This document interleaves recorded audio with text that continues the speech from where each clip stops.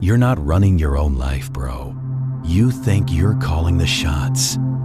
Who you love, what scares you, when you blow up. You're dead wrong. There's a ghost in your head, a silent partner pulling all the strings, torpedoing your wins and writing your whole story. And you don't even know his freaking name. Carl Jung called this dude the Shadow. And he dropped a warning.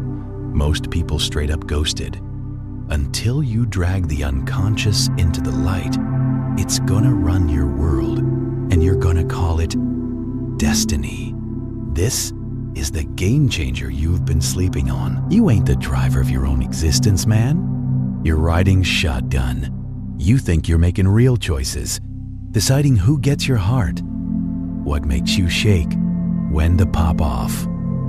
Nah, you're tripping. There's a stranger camped out in your crib, a silent partner who's got the controller to your behavior, straight up sabotaging your success, dictating your entire fate.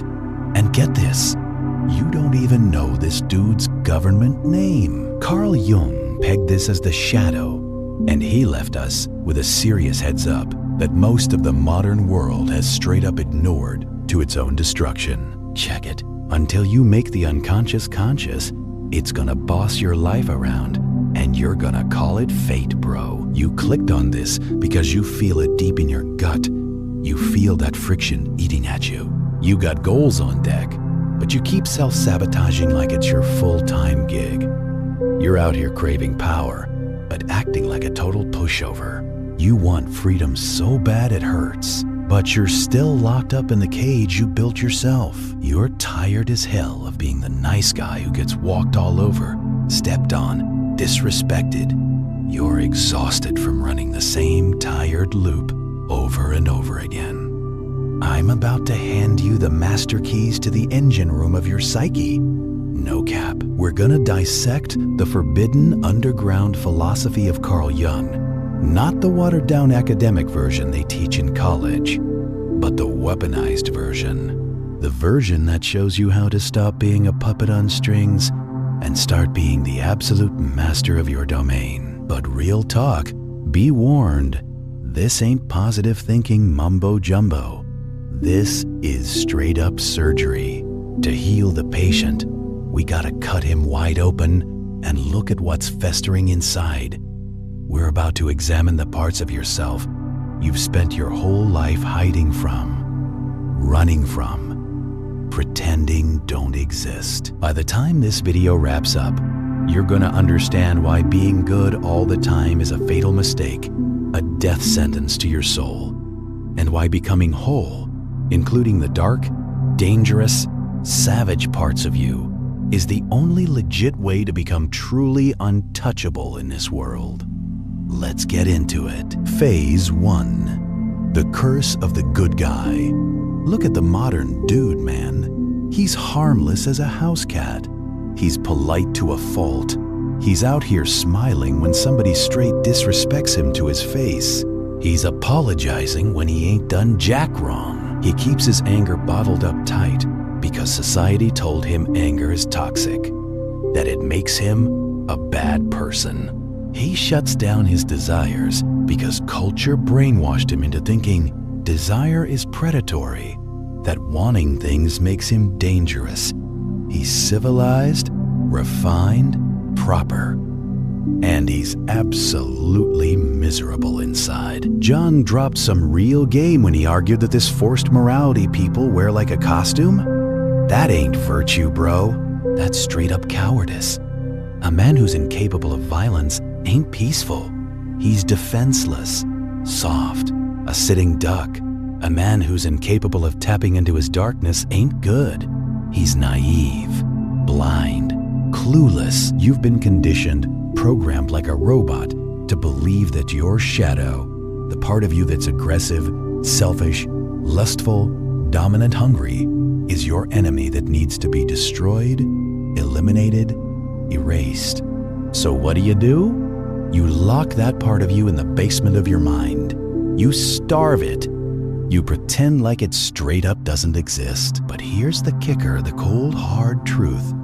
The shadow doesn't die, homie. It gets hungry. Real hungry. When you repress your darkness, when you push it down and try to bury it, it doesn't just disappear into thin air. Nah, it disconnects from your ego and starts operating independently like a rogue agent. It becomes what Jung called the possessed state. You ever just snapped out of nowhere? You ever said something so cruel, so vicious, you didn't even recognize where it came from? Like someone else took over your mouth? You ever felt a sudden, overwhelming wave of depression or anxiety crash over you that straight up paralyzed you, left you frozen? That's the shadow breaking out of the basement, kicking down the door because you refused to invite it to the table. You wouldn't let it sit with you, so it flipped the whole table over instead. Jung realized something crucial that most people never grasp. The most dangerous cats in the world ain't the ones who embrace their darkness, who know what they're capable of. The most dangerous people are the nice ones, the people pleasers, the ones who flat out deny they even have a dark side. Why? Because they got no relationship whatsoever with their own capacity for evil. They got zero control over it. So what happens? They project it onto other people. They become passive-aggressive, throwing subtle shade. They become resentful, bitter, holding grudges for years. They destroy everything and everyone around them while smiling that fake smile and claiming they mean well, that they're just trying to help. You gotta stop trying to be a good man, bro. Goodness is just a social construct designed to make you compliant, obedient, easy to control. Instead, you need to aim to be a whole man, a complete man, an integrated man. A whole man has integrated his shadow into his personality. He knows full well he's capable of violence, which is precisely why he can consciously choose peace. He knows he's capable of being selfish, which is exactly why his generosity actually matters and has weight. You need to go down into that basement in your mind and unchain the monster you locked up down there. You need to look him dead in the eye without flinching. You need to realize, really understand, that he ain't a monster at all. He's your power source. He's your drive, your hunger, your ambition. He's the part of you that flat out refuses to lose, refuses to quit. Without your shadow, you're a toothless wolf, all bark and no bite. With it properly integrated, you're a king who keeps a dragon on a leash, ready to unleash it when necessary. Pays to the persona, the suicide of the soul. We all wear masks, every single one of us. Jung called this the persona. It's the face you present to the world to get accepted, to land the job, to be loved and appreciated. The persona is necessary. Don't get it twisted. You can't just walk around with your soul completely exposed to everyone you meet. You'd bleed out emotionally, get torn apart. You need that shield for protection. The real problem kicks in when you forget you're even wearing a mask. The problem arises when that mask gets stuck to your face like glue, when you can't take it off anymore. Most of you out there have straight up become your job title, your career. You've become your role as the funny friend who always cracks jokes, the reliable employee who never says no, the supportive partner who never complains. You've curated this whole personality that gets you validation, likes, approval from others. You've been polishing this mask for years and years, making it shinier, more convincing. But there's a terrifying cost, a brutal price to pay for over-identifying with the persona. When you become the mask completely, you exile your actual soul. You start to feel this deep, hollow loneliness that eats at you. Even when you're surrounded by people who claim they love you, who say you matter to them, you still feel alone as hell. Why? Because they don't love you, bro. They love the performance you're putting on.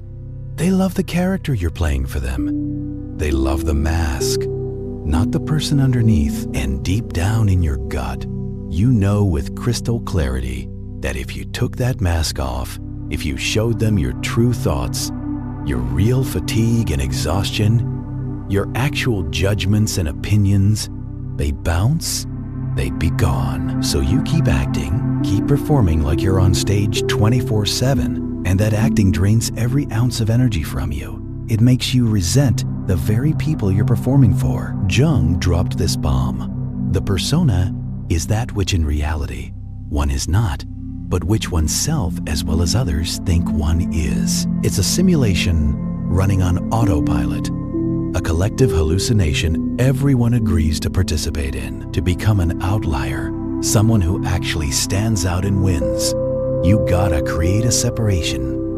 You gotta treat your persona like it's a suit of armor you put on. You put it on when you leave the house to do battle in the world, to navigate the game. You use it to negotiate deals, to navigate social hierarchies and politics, to protect your privacy and inner world. But when you come home, when you're alone with yourself, or when you're with the few people who actually matter for real, you gotta take it off. You gotta be willing to be disliked, rejected, criticized.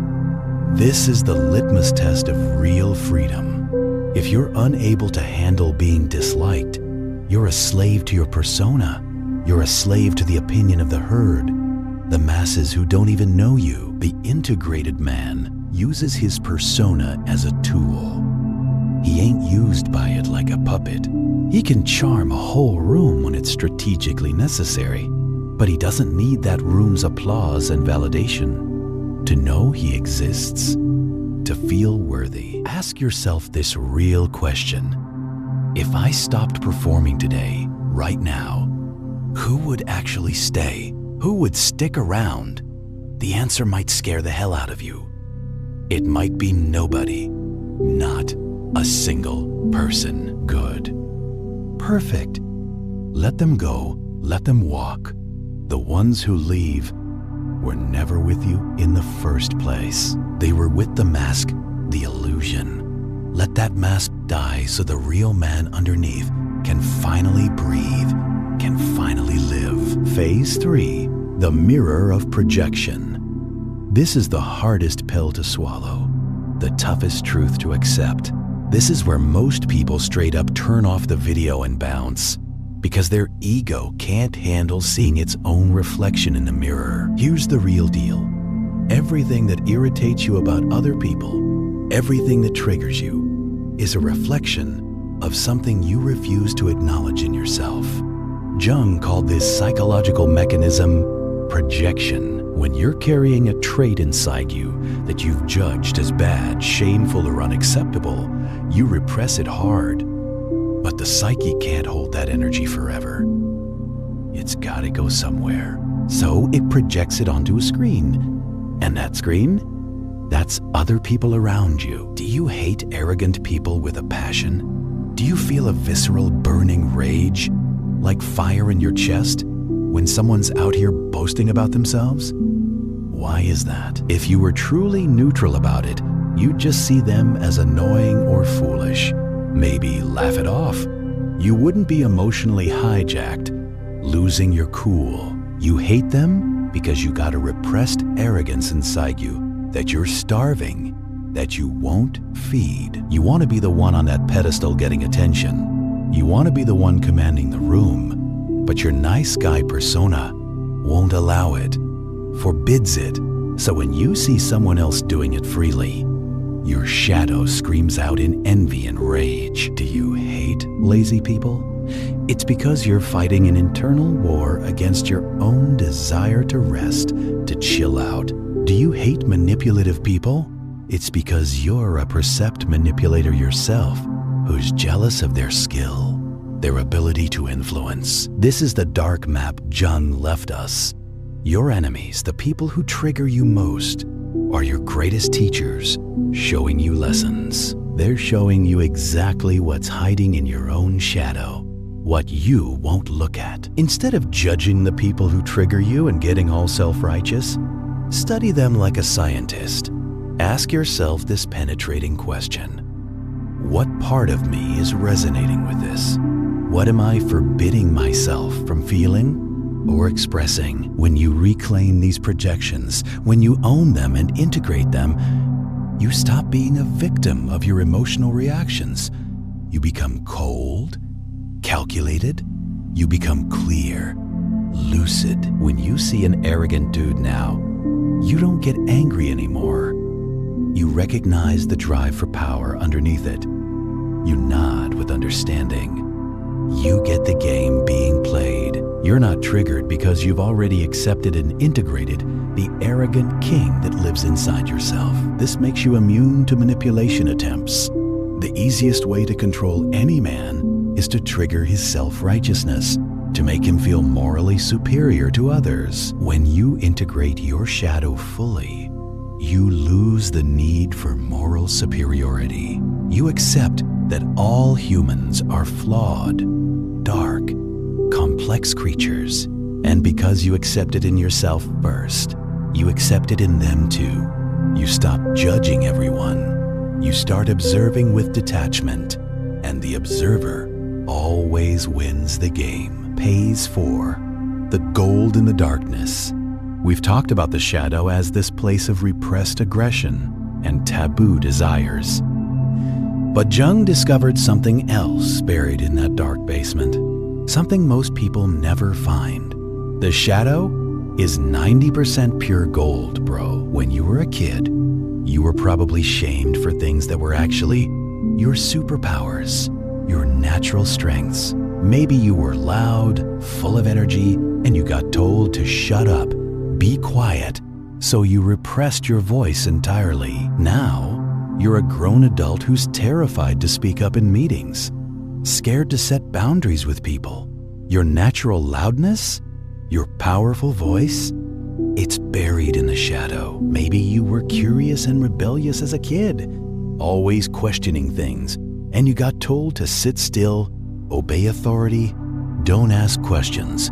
So you repressed your creativity and independent thinking. Now you're an adult, following rules that keep you poor and miserable, stuck in systems that don't serve you. Your rebellion, your innovative spirit, it's trapped in the shadow. Maybe you were emotional and sensitive growing up, and you got told, boys don't cry, man up, toughen up. So you repressed your intuition and emotional intelligence. Now you're a dude who's emotionally numb, unable to connect deeply with women, unable to feel art or music or beauty. Your passion, your emotional depth, it's locked away in the shadow. Shadow work ain't just about managing your capacity for evil or violence. It's about recovering your freaking genius, the unique gifts you were born with. The massive energy you spend 24/7 holding that basement door shut on your shadow is the exact same energy you could be using to build an empire, to create something legendary. Jung said the shadow contains the instinctive forces of man. It's the battery pack, the power source. When you finally stop fighting yourself constantly, you get all that energy back to use productively. Imagine what you could accomplish, what you could build, if you weren't constantly policing your own thoughts every second. Imagine the raw charisma and magnetism you'd have if you weren't filtering every single word through some polite filter before it comes out. People are drawn to the shadow like moths to a flame. We all love anti-heroes in movies and shows. We love Tony Soprano, Walter White, the Joker. Why? Because they're free, completely uninhibited. They act on their impulses without hesitation. They say what we're all too terrified to say out loud. They're living without the handcuffs. You can have that same magnetism without being a criminal, without destroying your life. You can have that edge, that power, without going to prison. It all comes from the integration of your shadow. Start saying what you actually think instead of people-pleasing. Start doing what you actually want instead of what you think you should do. Stop asking for permission from people who don't matter. The exact moment you stop apologizing for your existence, for taking up space, the world starts respecting your presence and treating you differently. Phase 5. Anima, the woman within.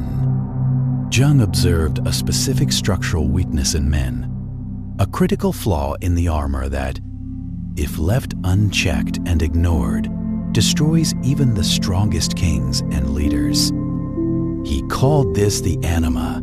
This is the feminine aspect of the male psyche, the inner woman. Before you react or get defensive, this has nothing to do with sexuality or orientation. It's purely about psychology, about the structure of your mind. Every man has a feminine counterpart chilling in his unconscious.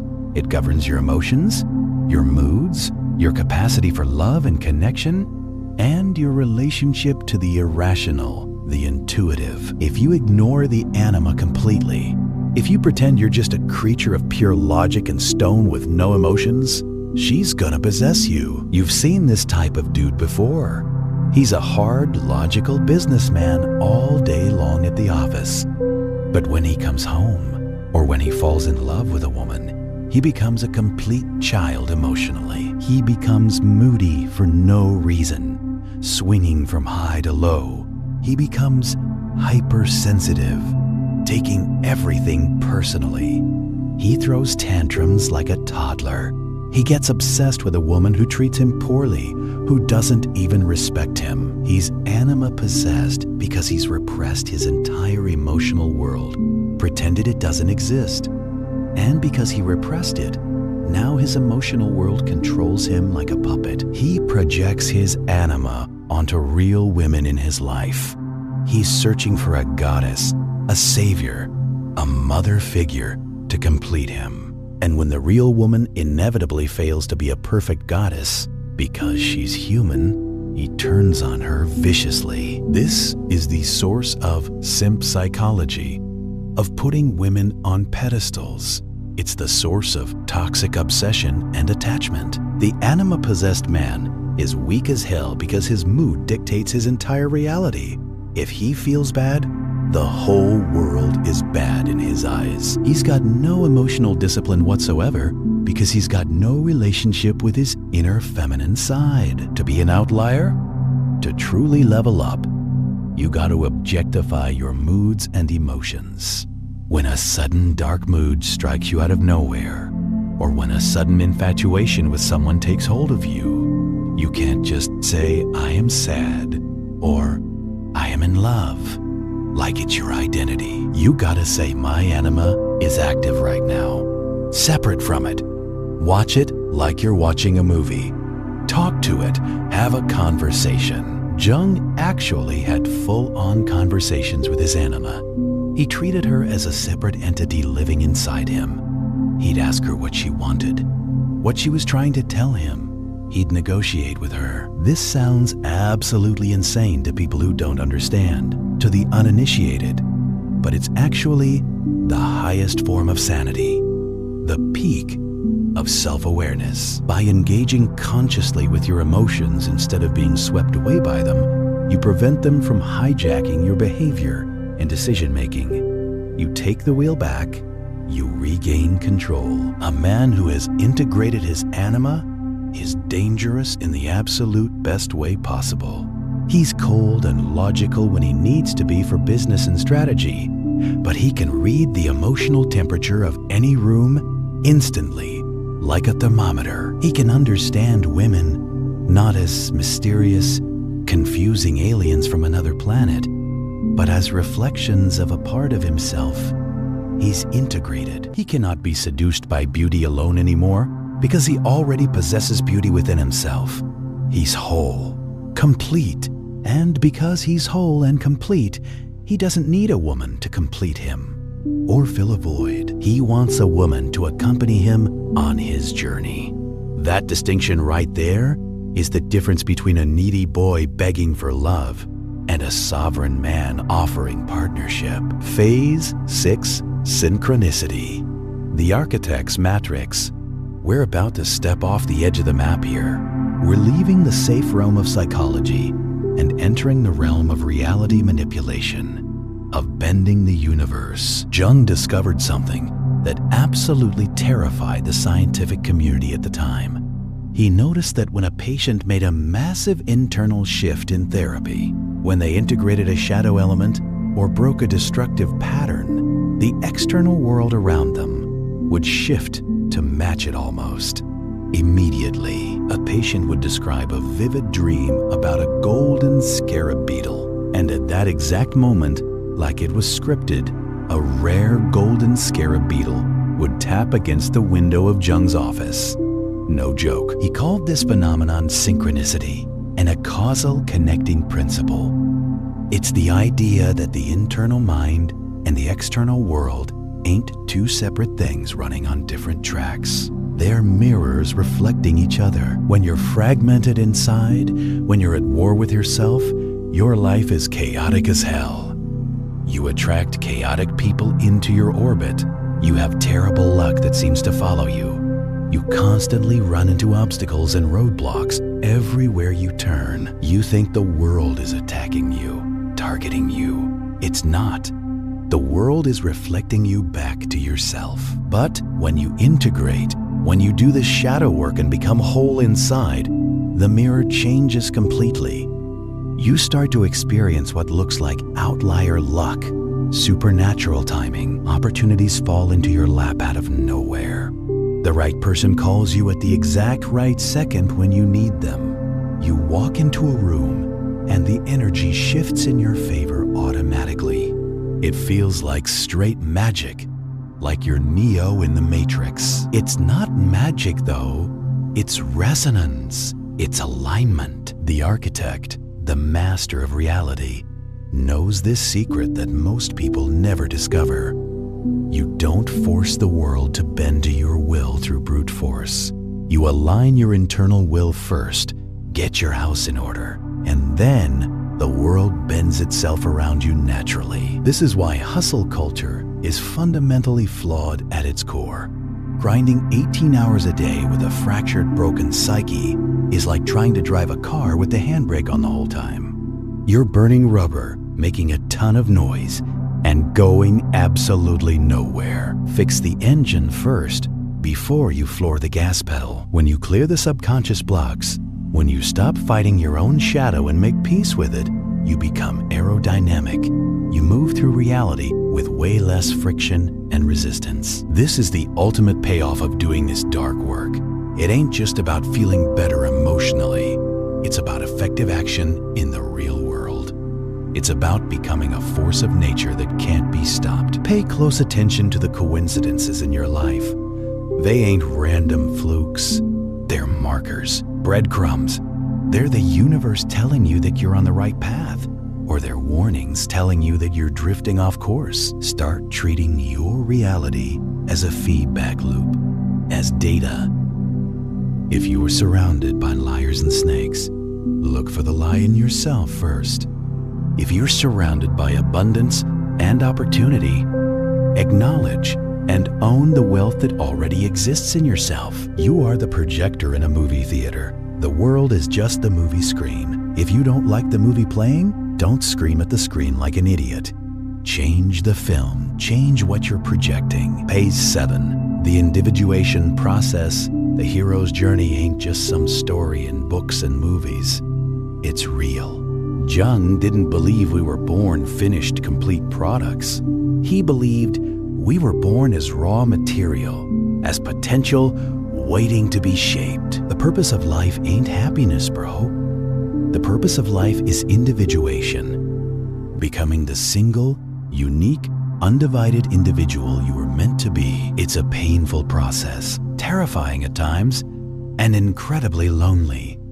It requires you to leave the herd behind, to walk away from the crowd. Most people never individuate in their entire lives.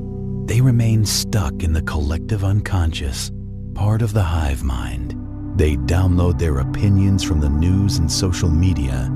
They download their morality from their parents without questioning it.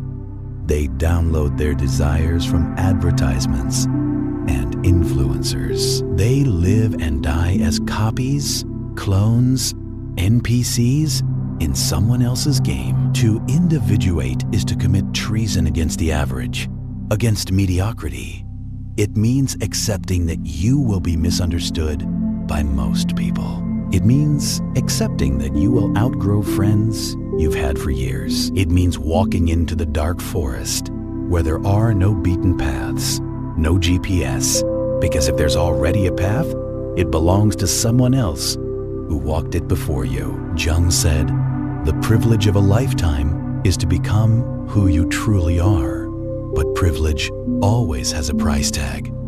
The price is comfort, safety, familiarity. You have to let the old version of you die completely. We're all terrified of death, but psychological death is absolutely necessary for growth and transformation. The boy must die for the man to be born. The nice guy must die for the warrior to emerge. The employee must die for the entrepreneur to step into the arena. You're holding on tight to dead things right now. You're dragging the corpse of your past self behind you everywhere you go because you're scared of the void, of the unknown. Drop the corpse, let it rot, enter the void without fear. In that space of uncertainty where you don't know who you are anymore, where your identity is up for grabs, that's where the alchemy happens. That's where the new self gets forged in fire. This is your hero's journey playing out in real time. It ain't a story in a book you read. It's your actual life unfolding right now. And right now, at this very moment, you're standing at the threshold of transformation. The call to adventure is ringing loud in your ears. Will you answer it and step through, or will you go back to sleep and pretend you never heard it? Phase 8, the danger of uncalled knowledge. I gotta give you a serious warning before we close this out. Jung wrote something crucial. Beware of unearned wisdom. Information without integration is straight up dangerous, even harmful. Watching this video makes you feel powerful, gives you that dopamine hit of understanding. You feel like you know the secrets now, like you're in on something special.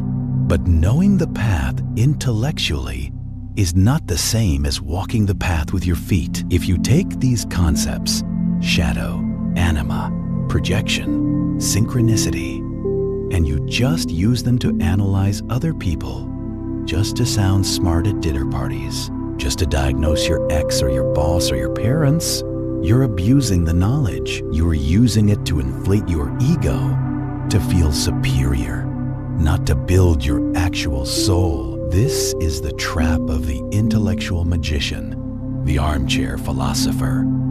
The dude who reads everything under the sun but changes absolutely nothing about himself. He knows the map of the mountain perfectly, every trail and landmark, but he's never climbed a single step up that mountain. He's still at the bottom, shivering in the cold, clutching his map, telling everyone who'll listen how great the view is from the top. Don't be that guy. Don't be all talk. Shadow work ain't a concept to collect. It's a practice, a discipline. It's the sweaty, uncomfortable, terrifying practice of catching yourself in a lie and owning it. It's apologizing when your ego is screaming at you to defend yourself.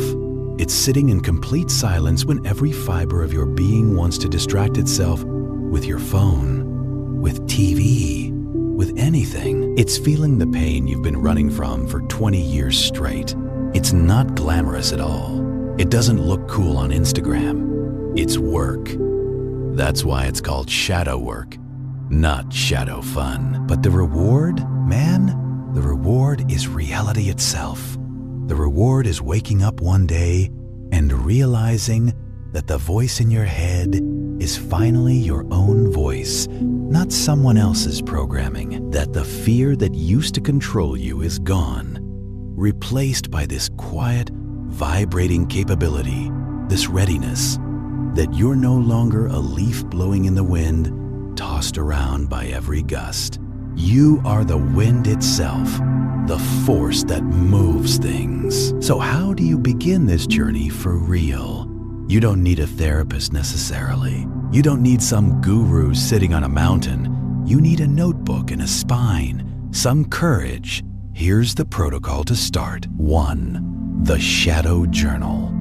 Every single time you feel an irrational emotional reaction, anger, envy, hatred, obsession, whatever, write it down immediately. Don't justify it to yourself. Don't explain why the other person is wrong or deserves it. Instead, ask yourself, what does this say about me? What's this revealing? Example, I hate him because he's weak and pathetic. But really, I hate the weakness in myself that I won't address. I'm jealous of his money and success. Deep down, I'm ashamed of my own lack of ambition, my playing small. Find the gold hidden in the garbage.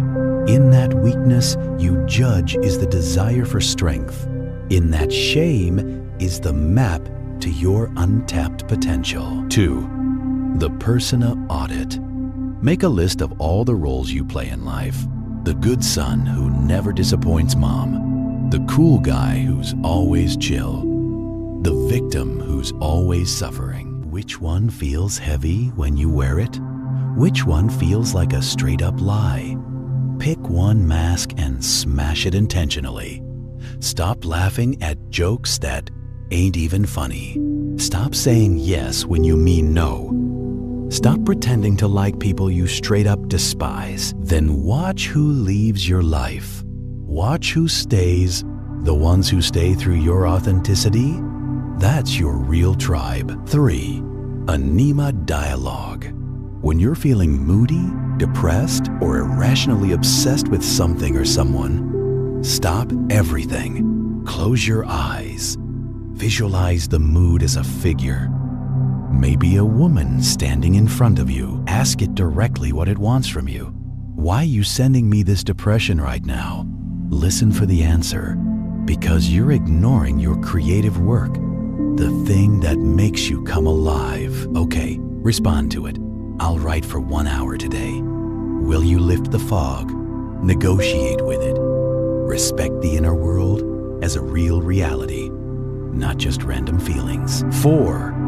Active imagination. Sit in complete silence. No phone, no music, nothing. Invite the shadow to show itself. Visualize the version of you that you're most afraid of. The violent one, the greedy one, the savage one who doesn't care what people think. Don't try to kill him or lock him up again. Shake his hand. Look him in the eye. Ask him, what power do you have that I desperately need right now? Listen, he's got the aggression you need to close that deal you've been scared to pursue. He's got the selfishness you need to prioritize your health over pleasing others. He's got the dominance you need to lead your family effectively. Integrate him. Put him on your team instead of fighting him. Jung said something profound. The gods have become diseases. Zeus no longer rules Olympus from above, but rather operates through the solar plexus and produces curious specimens for the doctor's consulting room. What he meant was this: the ancient forces, war, love, power, chaos, destruction, didn't disappear when we became civilized and modern. They just went inside us. When you deny the god of war inside you, you develop anxiety. When you deny the god of love, you develop obsession and neediness. When you deny the god of chaos, you develop addiction to numb the chaos. You ain't suffering from a mental illness, bro. You're suffering from a spiritual civil war raging inside you. You are a house divided against itself, fighting on multiple fronts. The cure ain't a pill you take every morning. The cure is a peace treaty. You gotta call a truce with your demons, your shadow. You gotta realize they ain't even demons at all. They're just angels you exiled from your kingdom, parts of yourself you rejected. This is the path of the outlier, the path of the ones who win. While the rest of the world is running from their darkness, buying things to numb the pain, scrolling endlessly to avoid the silence, you're gonna turn around. You're gonna face the cave directly. You're gonna walk into the dark without hesitation, and you're gonna find that the thing you're most afraid of is actually the only thing that can save you, that can make you whole. This ain't about becoming happy, chasing some fleeting emotion. Happiness is cheap, temporary. Happiness comes and goes like the weather. This is about becoming real, authentic. Real things last. Real things have gravity and weight. Real things cannot be broken or shattered. If you watch one video this year that changes things, let it be the catalyst for this transformation. Do not let this be just another piece of content you consumed and forgot about. Let it be the funeral for the person you used to be, the death of your old self. The shadow is waiting for you right now. The clock is ticking down. And that stranger living in your house, in your head, he wants to talk to you. He's been trying to get your attention. Open the door, let him in. Closing. The moment you close this video and go back to your life, the resistance is going to start immediately. Your persona is going to try to reassert control like a dictator. It's going to whisper to you that this is too hard, too dark, too much. It's going to try to pull you back into the comfortable sleep, the familiar numbness. But you've seen the glitch in the matrix now. You can't unsee it anymore. You know deep down that the nice guy routine is a complete lie. You know that the safety you're clinging to is actually a cage. You got two choices in front of you right now. You can go back to sleep and pretend you didn't hear the knock at the door, or you can wake up for real. Most people are gonna choose sleep. They'll choose the blue pill every time. They'll choose the slow, comfortable death of the soul, the gradual fade into mediocrity. But you, I think you're tired as hell of sleeping, of living half awake. If this opened your eyes even a crack, understand something crucial. This is only what I can show publicly on this platform. There are videos I cannot upload for everyone to see. There are aspects of dark psychology that I simply cannot discuss publicly on YouTube without getting censored or demonetized into oblivion. The algorithm actively suppresses the most powerful information, the real game changers. Those forbidden videos exist behind the join button. If you're still here reading this, still watching, you're not like the others scrolling mindlessly. You're different. Subscribe if you haven't already. But if you want access to what's hidden, what's too raw for the public, click that join button and step into the archetype level. You'll unlock exclusive, uncensored videos that dive into the deepest, darkest parts of the human psyche that I can't show here. Most people won't take that step. They'll stay comfortable. And that's the whole point. Separation. The path ain't for everyone. The question is, are you ready to walk it?